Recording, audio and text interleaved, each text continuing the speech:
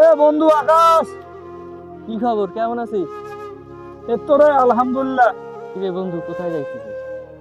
আজকে তোদের এলাকায় হাঁটতে আসলাম রে। চল তাহলে আমাদের গ্রামে ঘুরে যাই। চল।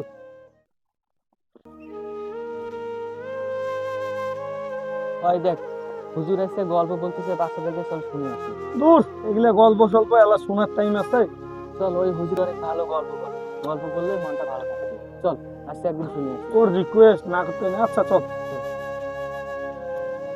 তোমরা আলোর পথ বলতে কি বুঝো? আলোর পথ হলো ইসলামের পথ, নূরের পথ, যেই পথের মধ্যে চলতে গেলে অনেক বাধা আসবে। ওই দেখ, হুজুর কি সুন্দর বক্তৃতা দিতেছে, চল শুনি। হাই, তো তোমরা কি আমার কথা সবাই বুঝতে পারছো? সালাম আলাইকুম। ওয়ালাইকুম আসসালাম। আকাশ, কেমন আছো? ভালো আছেন? তো আলহামদুলিল্লাহ। আমার বন্ধুকে নিয়ে এসে আপনার কাছে একটু গল্প শুনি। আসসালামু আলাইকুম ওয়া রাহমাতুল্লাহি ওয়া বারাকাতুহু। ওয়ালাইকুম আসসালাম। গল্প শুনতে আসছো? জি হুজুর, আমি আবিদ। ঠিক আছে, বসো।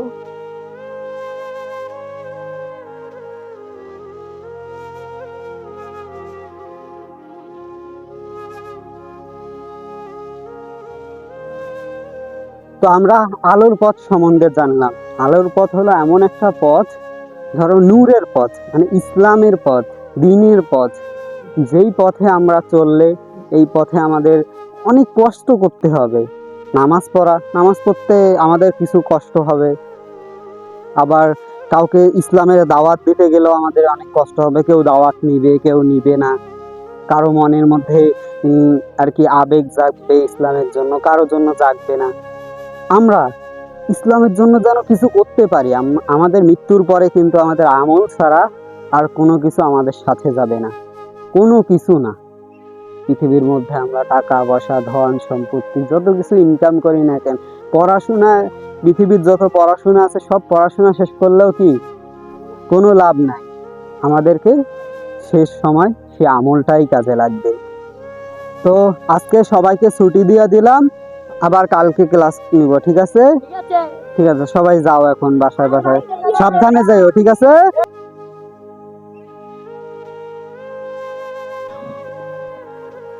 হুজুরের কথা না শুনি আকাশ, আমার অনুপ্রেরণা বাড়ি গেল। হুজুরের কথাগুলো আমার মনে লাগে, জানিস?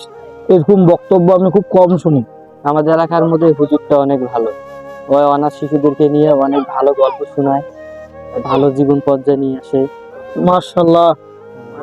আরবি পড়ায়, নামাজ কিভাবে পড়তে হবে, কিভাবে মানুষের সাথে ভালো ব্যবহার করতে হবে, সবকিছু শিখাই দেয়। আমার ইচ্ছে হুজুরকে কিছু সাহায্য করা, বুঝছিস দোস্ত? আমার মাথায় একটা বুদ্ধি আছে, বুঝছিস? হুজুরকে আমরা সাহায্য করতে পারি।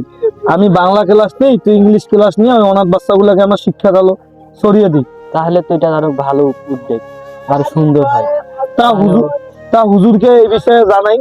হ্যাঁ, অবশ্যই হুজুরকে এই বিষয়ে জানাটা উচিত। তাইলে চল বন্ধু, হুজুরের সাথে যা বিষয়টা আমরা শেয়ার করি, দেখি হুজুর কি বলে। হুজুর, হুজুর, ও হুজুর! আসসালামু আলাইকুম ওয়া রাহমাতুল্লাহি ওয়া বারাকাতুহু। ওয়ালাইকুম আসসালাম। তো হুজুর, আপনার সঙ্গে আমার কিছু কথা বলার ছিল। হ্যাঁ, বলো, কি বলবা? তো আপনার উদ্যোগটা আমার কাছে খুবই ভালো লাগছে। তো আপনি তো আরবি শেখাচ্ছেন, তা আমরা চাচ্ছি এর মধ্যে একটু অ্যাড করার জন্য, যে ইংলিশ, বাংলা, অঙ্ক এগুলো আমরা দুই বন্ধু মিলে নিতাম, আপনি যদি অনুমতি দিতেন। যাক, আলহামদুলিল্লাহ, আমি তো খুশি হলাম শুনে। আমি আজকে প্রায় 6 থেকে 7 মাস থেকে এই অনাথ শিশুদেরকে কালেক্ট করে তারপরে এদেরকে আরবি শেখাচ্ছি। আমিও বাংলা ইংলিশে একটু কম দক্ষ, তো আমিও কাউকে খুঁজছিলাম যে কেউ এসে আমাদেরকে হেল্প করবে, আমাকে হেল্প করবে।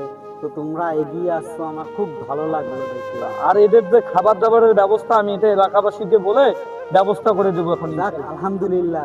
হুজুর, আমি পুরো এলাকাবাসীকে এক করার চেষ্টা করতেছি, আর আপনি যদি অনুমতি দেন তাহলে আমরা ক্লাস শুরু করতে পারি।